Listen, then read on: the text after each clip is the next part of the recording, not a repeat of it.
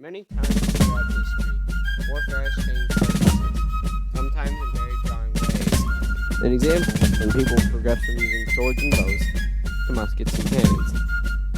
From the 17th to the 19th century, the most popular type of strategy was line infantry formation. This consisted of a straight line of soldiers fighting against one another, with the fastest loading soldier usually winning. This type of warfare caused many casualties and usually decided what the most soldiers won.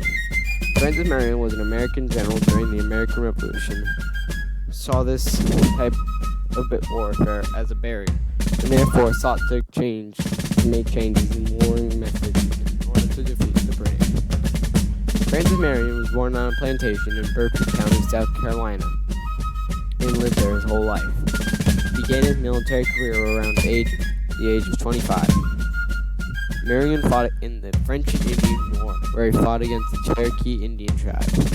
Once the American Revolution started, Marion fought for the United States Army. It was during this experience that he began to see the barrier of line infantry warfare. Fighting in lines during warfare came about during the 1600s because muskets were very inaccurate. To fix this, commanders made soldiers fight in rows, thus as to maximize firepower. The strategy was soon used by nearly everyone in using muskets, to reduce the effects of the inaccuracy. The strategy increased more after the invention of the bayonets, because they could likewise fight in melee. For more than 200 years, this type of warfare was used with little to no change, despite increasing casualties during the war. According to William McLaughlin, the lethality and inaccuracy of the muskets forced generals to lump soldiers together, so that some shots were guaranteed to hit their targets. This shows how the idea of soldiers fighting lines using the musket was used during Francis Marion's time.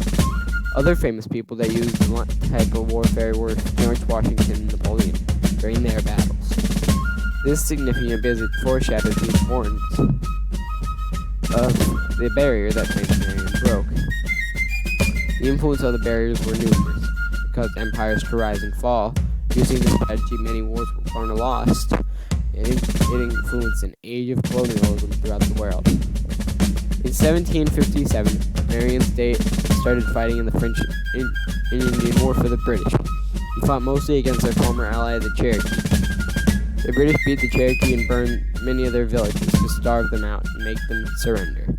Despite this, Francis Marion learned something valuable from the Cherokee. Reed states, but it did teach Marion some important lessons about how to fight a war. The Cherokee did not fight in traditional manner either. Facing an overwhelming force, they used the landscape to their advantage and emerged to fight only when they held a significant advantage. Marion quickly realized that these tactics could be incredibly effective. This was the beginning of what we now call guerrilla warfare. Fighting against the Cherokee, who employed the guerrilla style of warfare, gave Marion the idea that could break the barrier of line infantry warfare. At the beginning of the Revolutionary War, the Americans and British fought using the standard strategy with line. The traditional line strategy played into the strength of the British since they had superior numbers of soldiers, training, weapons, and ammunition. Lucky for America, Francis Marion escaped capture at Charleston as he had broken his ankle and was not in the city when it fell. He stayed at his plantation until his injury healed, which was after the Battle of Camden. The American loss at Camden caused most of South Carolina to fall into British hands. But Francis Marion was finally ready to get back into the war. He formed a partisan band of both white and African Americans and started to use the strategy he learned from the Cherokee when he fought against them. Based upon this strategy, he used the landscape to ambush the British in quick attacks that did not allow the British to use their line strategy, but retreat quickly back into the swamps and woods of South Carolina. After Bannister Tarleton chased Marion for a long way through the swamps, he was credited with saying, "But as for this darn old fox, the devil himself cannot catch him." After this, Marion became known as the Swamp Fox.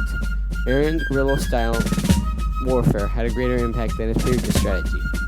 This strategy allowed Marion to overcome the lack of men and firepower and give his troops an opportunity to confound a much larger force.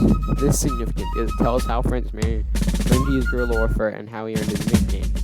The impact of this was that since Francis Marion learned guerrilla warfare, he was able to use it in the American American Revolution and overcome a traditional barrier of line warfare. Although Francis Marion wasn't the only Revolutionary era figure to use irregular troops and guerrilla tactics, he certainly used them most famously and to greatest effect as he fought against the British occupation of South Carolina. Marion combined to great effect the key elements of stealth, agility, and attention to terrain. These were tactics that he learned from the Cherokee, who he fought against as a young man in the French and Indian War.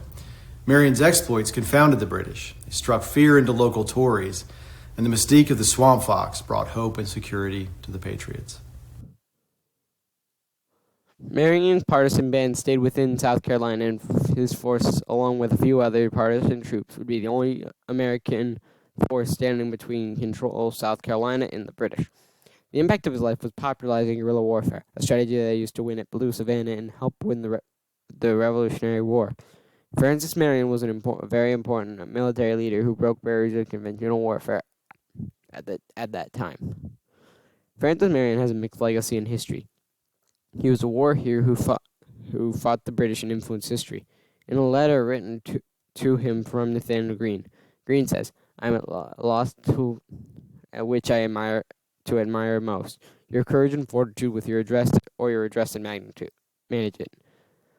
Certain it is. No man has a better claim to public thanks than you. History affords no instance wherein an office has kept possession of a country under so many disadvantages as you. Surrounded on every side with a superior force, hunted from every quarter with veteran troops, you have found means to elude their attempts to keep your life the expiring hope of the oppressed militia." However, Marion was a slave owner for his entire life and did not oppose owning slaves. He was also brutal against the Cherokee, who he fought against in the French and Indian War, and he helped create the Trail of Tears that sent natives away from their home. Francis Marion would burn down entire villages in hopes of starving the people and kill his enemies and killing innocent people. In the article, South Carolina Revolutionary War Heroes General Francis Marion says some Brits still feel pangs of resentment from Marion's guerrilla stylings.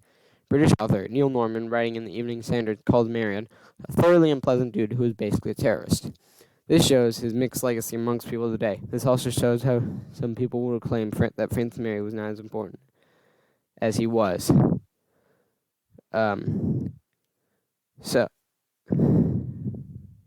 While some think it is true, it does not take away from his accomplishments of using guerrilla warfare. This shows that, like most historical figures, the impression of Francis Marion is mixed. He did a great deal of good, like revolutionizing guerrilla warfare and changing the way warfare worked, but also did a great deal bad, like owning slaves and burning Cherokee villages. Francis Marion was a very important military general who changed the common form of warfare forever. If Francis Marion never existed, the world would be a very different and changed place. All information probably would still be used, as it was phased out during World War I because of improvements in artillery and because of the death toll it caused. For example, the line formation cost the French 200,000 casualties within the first few months of the war. However, before World War I, guerrilla warfare helped win wars. If Francis Marion had not popularized guerrilla warfare, it probably would not be used nearly as much. Instead of guerrilla warfare, a different strategy of warfare likely would have been used, like trench warfare or blitzkriegs. South Carolina would have fallen to the British because at one point only Francis Marion and his partisan band were defending South Carolina. If South Carolina fell to the British, they could focus on moving north to North Carolina and Virginia, increasing the likelihood that the United States could have lost the war. Only with Francis Marion, the United States could have won the war. Francis Marion changed the world by breaking the barriers of conventional warfare. After the war, Francis Marion went back to rebuild his plantation, married his cousin, served as a South Carolina state senator, and died at 63. He will forever be known as the Swamp Fox, the controversial man who broke conventional warfare barriers and popularized guerrilla warfare for both the United States and Europe.